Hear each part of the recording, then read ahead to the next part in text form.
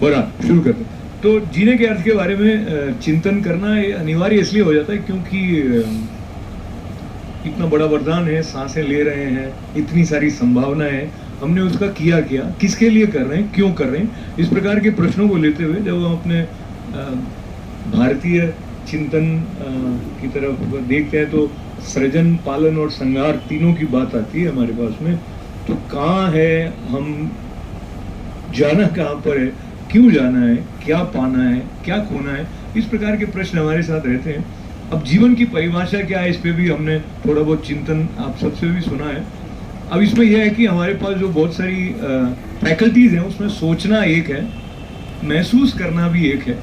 कई बार ऐसा हो जाता है कि कुछ लोग अधिक भावना प्रधान होते हैं तो उनका जो विचार करने की जो शक्ति है वो उतना ठीक से काम नहीं करती है। कुछ लोग विचार अधिक करते हैं तो ऐसा लगता है कि ये यांत्रिक हो गया है या ये महसूस करता है कि नहीं करता है। तो इन दोनों के बीच में भी कहीं संतुलन होना चाहिए। फिर ये प्रश्न आता है कि श्रद्धा और विश्वास को लेकर हम आगे बढ़ें या फिर तर्क युक्त जिज्ञासा को लेकर हम आगे बढ़ें। दोनों के अपने अपने लाभ और हानियां हैं, ऐसा दूर से मैं कहते हुए आगे बढ़ूं तो ऐसा लगता है कई बार जिज्ञासा की जो आंच होती है उसके साथ शांति का जो संबंध है वो समन्वित बना नहीं रहता है। बहुत अधिक जिज्ञासा होगी तो मनुष्य शांत नहीं रहे ऐसा लगता है। पर असंतोष जो है वो कहीं ना कहीं विकास का ईंधन भी है, या कि असंतोष के कारण हम बहुत अधिक तनावग्रस्त हो जाते हैं, वो भी मनुष्य के ऊपर निर्भर करेगा। और श्रीमद् भगवद गीता में जैसे हम सुनते हैं अशांतस्य कुतः सुखम, तो जो अशांत है उसको कैसा सुख है। अब जो असंतुष्ट है वो क्या सुखी, वो क्या शांत है। सुख जो है उसका स्वभाव के साथ संबंध है। तो प्रत्येक जो मनुष्य है उसका सुख अलग अलग है। तो फिर जो बात पहले भी उठी कि सबके जीने का अर्थ एक हो नहीं सकता, हर एक मनुष्य विशिष्ट है। जैसे स्वामी विवेकानंद ने कहा अनंत तक पहुंचने के मार्ग अनंत हो सकते हैं, तो इसका अर्थ यह भी हुआ कि जीवन के अर्थ भी अनंत हो सकते हैं। तो मेरा अलग होगा अर्थ जीने का, मेरी बीवी का अलग होगा, मेरे बेटे का अलग होगा, मेरे मित्र का अलग होगा।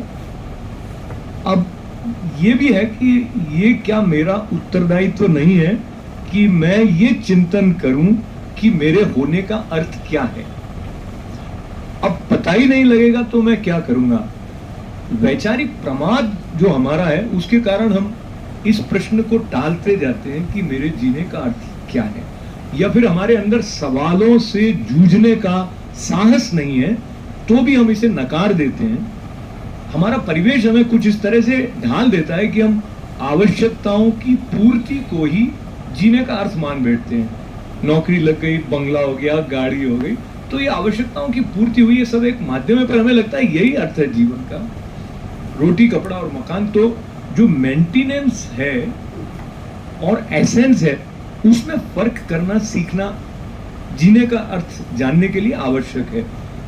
दूसरा, कई बार हम कर्तव्य पालन को बहुत अधिक महत्व देते हैं, मैं उसको नकार नहीं रहा, पर कर्तव्य पालन हमारे व्यक्तित्व, हमारी आइडेंटिटी की कंटिन्यूटी में हेल्प तो करता है, पर अगर कोई बोझ की तरह कर्तव्य पालन करता है तो वो जीने को टालता रहता है, क्योंकि वो सोचता ही नहीं है कि जीना क्या है। वो कर्तव्य पालन को एक बोझ की तरह ढाल रहा होता है। तो जीना वहां है जहां मैं अपने साथ हूं। अभी मैं उठ रहा था तो मुझे याद है, मैं जब अमेरिका जा रहा था तो अपने भ्राता को मैंने एक कार्ड पर ये पंक्तियां लिखी थी कि देखना ऐसा ना हो बस छूट जाए जिंदगी, इस तरह जियो कि हर एक पल तुम्हें अपना लगे। अब ये अपना लगना क्या है? क्या मुझे अपने को जानने में परिवार और समाज सहायक हैं? अगर ऐसा सबके लिए हो रहा होता तो हम ऐसे समाचार क्यों पढ़ते कि मां से असहमति या समय पर मांग पूरी न होने के कारण एक बालक ने आत्महत्या कर ली। जो सुविधाएं और मन बहलाव या मन भटकाव के जो तकनीकी खिलौने हैं उनसे खेलते हुए क्या हमने अपने को जानने के प्रश्न को अनावश्यक मान लिया है? फेसबुक लेके बैठ जाओ, व्हाट्सएप लेके बैठ जाओ, यूट्यूब पर यहां से वहां दौड़ते रहो, तो हमने अपने चिंतन को स्थगित कर दिया होता है। हम अपने आप को कहीं टांग देते हैं, वहां से चलते रहते हैं।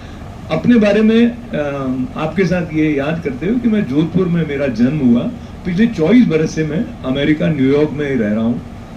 तो पर मुझे कहीं ना कहीं लगता है कि मेरी जड़ें जो है वो जोधपुर के साथ हैं। तो क्या स्थान के साथ जो संबंध है वो कहीं ना कहीं हमें अपने आप को पहचानने में मदद करता है? क्या व्यक्तियों, संबंधियों, मित्रों से जो हमारा संबंध है वो हमें परिभाषित करता है?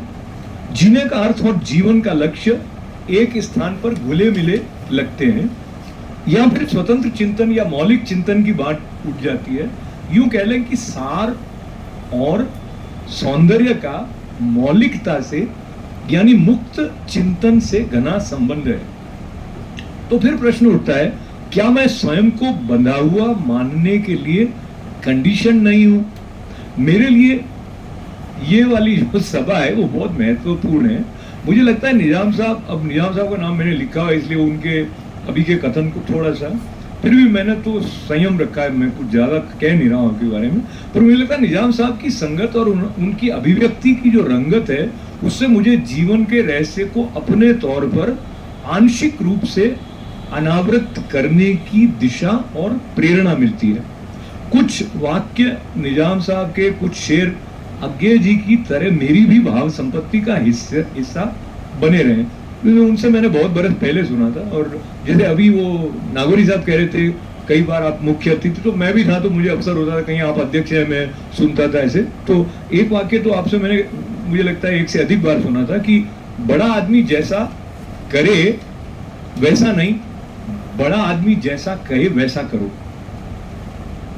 ये वाक्य भी अपने उन स्वर्णिम काल जो मैं जोधपुर में था तब सुना, और साथ में शायद फिराक साहब को कोट करते हुए निजाम साहब ने बताया था कि मैं सन्नाटे की आवाजें और आवाजों के सन्नाटे को पकड़ना चाहता हूं। और ये भी आपने कहा था कि दो शब्दों के बीच के अंतराल में कविता होती है। मुझे ऐसा लगता है कविता जब ईमानदारी से उस सूक्ष्म स्थल तक हमारी संवेदनात्मक चेतना का पुल बनाती है, तब जीने का अर्थ प्रकट कर रही होती है। और निजाम साहब की सोबत से, उनके पास होने से, चाहे फिजिकली या मेंटली, तो मुझे लगता है ये संस्कार मिलते हैं कि कवि जब एक सार संकेत निश्चल भाव से अपनी रचना में धर देता है तो उसका अर्थ पाठक या श्रोता अपने अपने हिसाब से बरामद कर लेता है। आज मैं बहुत प्रसन्न, हर्षित, उल्लसित होने के साथ साथ प्रेम और कृतज्ञता से आप सबके साथ निजाम साहब का मतलब बहुत बार आभार व्यक्त करना चाह रहा हूं, क्योंकि उन्होंने अपनी उपस्थिति की अनमोल निधि हमें प्रदान की है, और सृजनात्मक पद से निर्भीकता के साथ शब्द में आस्था लिए सत्य का सतत अनुसंधान करने वाले निजाम साहब मेरे लिए क्या है उसे व्यक्त करने का प्रयत्न न करते हुए उन्हीं के एक शेर को उन्हें अर्पित कर रहा हूं। मुझ में क्या है मुझको कब मालूम है, वो ही जाने उसको क्या अच्छा लगा। निजाम साहब का शेर ताली बजाई जाए। तो वैसे धूमिल साहब ये कह गए कि मुक्ति के रास्ते अकेले में नहीं मिलते। मैं ये कहना चाहता हूं कि मुक्ति के रास्ते एकांत के बिना मिल नहीं सकते, और जीने का अर्थ एकांत के बिना खुल नहीं सकता। निजाम साहब की शायरी हमें हमारे एकांत की संपदा सौंपती है। वो एकांत जो सारगर्भित है, रसमय है, चुस्त भी है, विस्तृत भी है। जीने का अर्थ क्या है, जीना क्या है, इस पर चिंतन कैसे हो, क्या कोई किसी और को सिखा सकता है, क्या हम किसी से सीख सकते हैं, क्या हम स्पष्ट होंगे तो संभावित रिक्तता और अपूर्णता से परे जा सकेंगे, क्या हमें मुक्ति और पूर्णता की अभिलाषा है। हम जैसे प्रश्नों के साथ रहते हैं वैसे उत्तर मिलने की संभावना रहती है। इस संगोष्ठी के लिए मेरे मन में एक लक्ष्य ये रहा कि हम जीने का अर्थ क्या है इस प्रश्न को अपने जीवन के केंद्रीय प्रश्न की तरह जागृत रखें। तो इसके बाद में मैं आपसे अनुमति अपने वक्तव्य को संपन्न करते हुए माहिर साहब से मैं गुजारिश कर रहा हूँ, एक तो वो अपनी बात कहें और उसके बाद निजाम साहब का थोड़ा परिचय एक बार फिर अपने शब्दों में देंगे। मेरा परिचय इतना हो गया कि मैं खुद भूल गया हूँ कि मेरा परिचय क्या है। तो उस परिचय को आप न देंगे बता देना मेरा नाम क्या है। तो उसके बाद में मैं